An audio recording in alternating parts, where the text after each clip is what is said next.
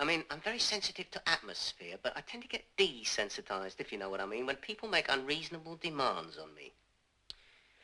For instance, last Christmas, I decided to do a bit of snow clearing for the borough council because we had a heavy snow over here that year in Europe. I didn't have to do the snow clearing. I mean, I wasn't financially embarrassed in any way. It just appealed to me. It appealed to something inside me.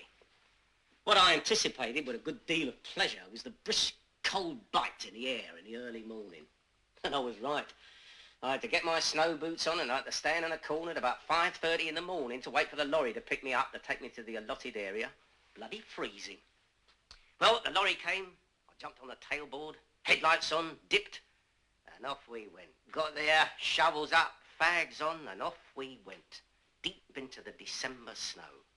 Hours before cockcrow.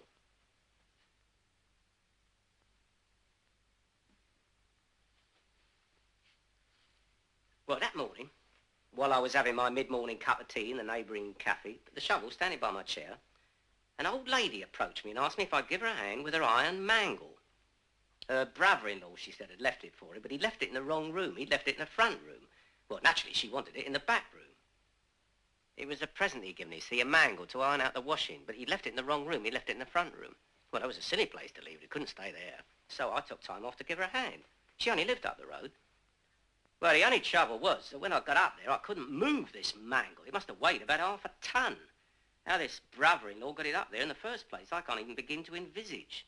So there I was, doing a bit of shoulders on with a mangle, risking a rupture. And this old lady just standing there, waving me on.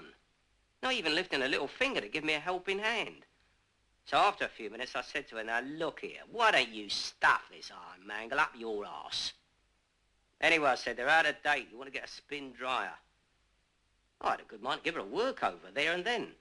But as I was feeling jubilant with the snow clearing, I just gave her a short arm jab to the belly and jumped on a bus outside. Excuse me, shall I take this ashtray out of your way? It's not in my way. It seems to be in the way of your glass. The glass was about to fall. Or the ashtray. I'm rather worried about the carpet. It's not me, it's my father. He's obsessed with order and clarity. He doesn't like mess. Besides, I don't believe you're smoking at the moment. I'm sure you won't object if I move the ashtray.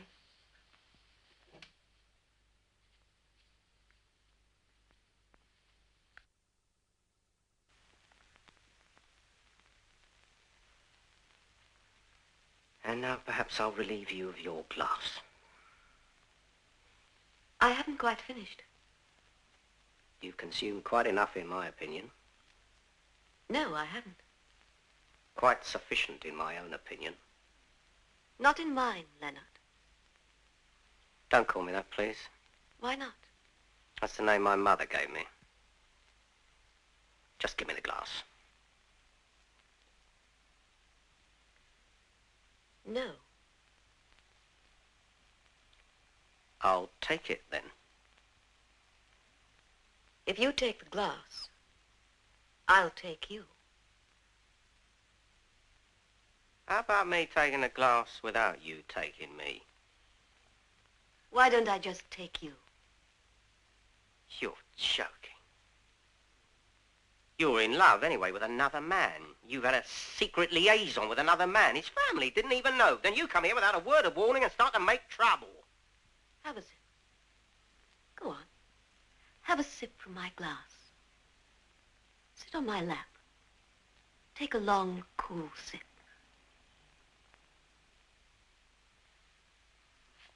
Put your head back and open your mouth. Take that glass away from me. Lie on the floor. Go on. I'll pour it down your throat. What are you doing? Making me some kind of proposal?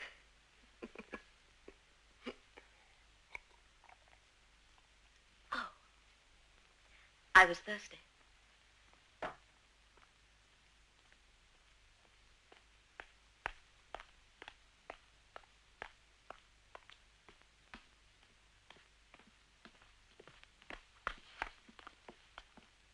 What was that supposed to be? Some kind of proposal?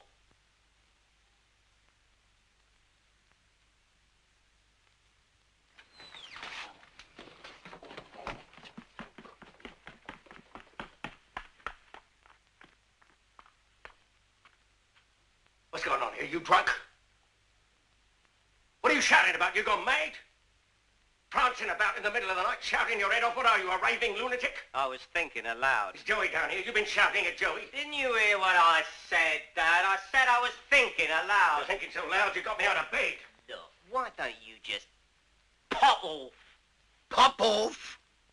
He wakes me up in the middle of the night. I think we've got burglars here. I think he got a knife stuck in him. I come down here, he tells me to pop off. What are you doing? Hiding someone here? I was sleepwalking. Get out of here. Leave me alone, will you? I want an explanation. You understand? I asked you who you got hiding here.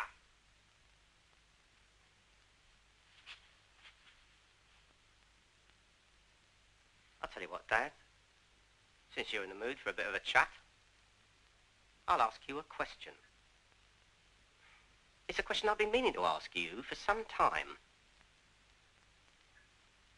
That night, you know, the night you got me, that night with Mum, what was it like? Eh? When I was just a glint in your eye. What was it like? What was the background to it? I mean, I want to know the real facts about my background. I mean, for instance, is it a fact that you had me in mind all the time? Or is it a fact that I was the last thing you had in mind? I'm only asking this in a spirit of inquiry. You understand that, don't you? I'm curious. And there's lots of people of my age share that curiosity. Do you know that, Dad?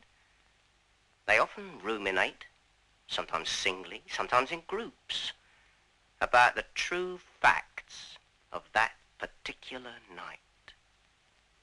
The night they were made in the image of those two people. At it. It's a question long overdue from my point of view, but as we happen to be passing the time of day here tonight, I thought I'd pop it to you. You'll drown in your own blood. If you prefer to answer the question in writing, I've got no objection. I should have asked my dear mother. Why didn't I ask my dear mother? Now it's too late. She's passed over to the other side.